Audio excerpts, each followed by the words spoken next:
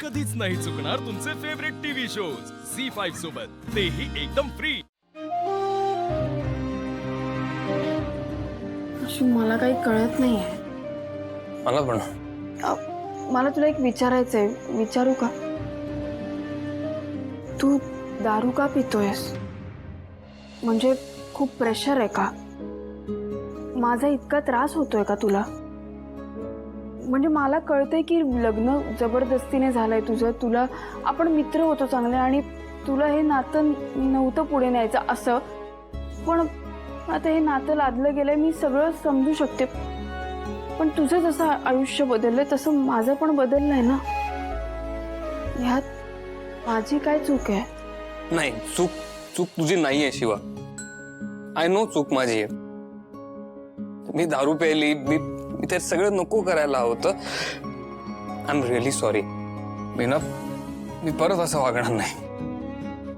पण तू मला सांभाळून घेतलंस, तू माझी काळजी घेतलीस, त्याबद्दल थँक्यू। हे बघ, मी नेहमी प्रयत्न करीन, फक्त तू समजून घेत जा मला। आपण खूप चांगले मित्र होतो आणि आपली एवढी चांगली ओळख होती आणि असेच आपण पुढे जाऊ शकतो।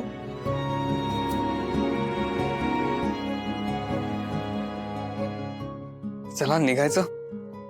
हा शिवा, तर असंच होणार ना? तू येणार, मला भेटणार आणि परत निघून जाणार। अरे बाबा, असंच असतंय, जगाची रीतच आहे ती। सासरी पोरगी गेली की ती 2 दिवस माहेरला येते आणि परत सासरी जाते, चालायचंच रे। मग आपण बदलूया ना ही रीत। ती काही कायमची चालली नाहीये। लग्नानंतर हे पहिलं वर्ष आहे ना, मग या वर्षातले सगळे सणवार महत्वाचे असतात, त्यामुळे ती येत जात राहणार आहे। आता तुम्ही उगाच तोंड पाडून बसू नका। निघाली का शिवा? बरं झालं आला। शिवानी छोटी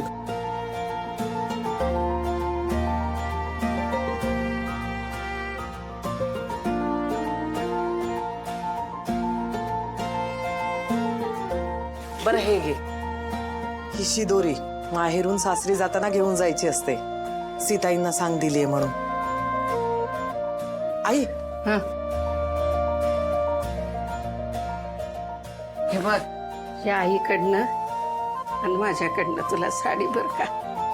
2 दिवस कसे गेले ना कळलेच नाही ग। आता तू जाशील खरी एकदम सुन सुन वाटेल बघ। इथून निघून जायची वेळ येते आशुतोष, आता तरी बोल। निघायचं? हा, निघायच्या आधी एक आजी तुमच्याशी जरा बोलायचंय।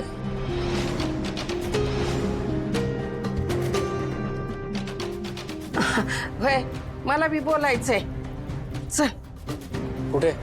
बोलायला जाऊया की। हा, आलोच आम्ही। चला या आजी।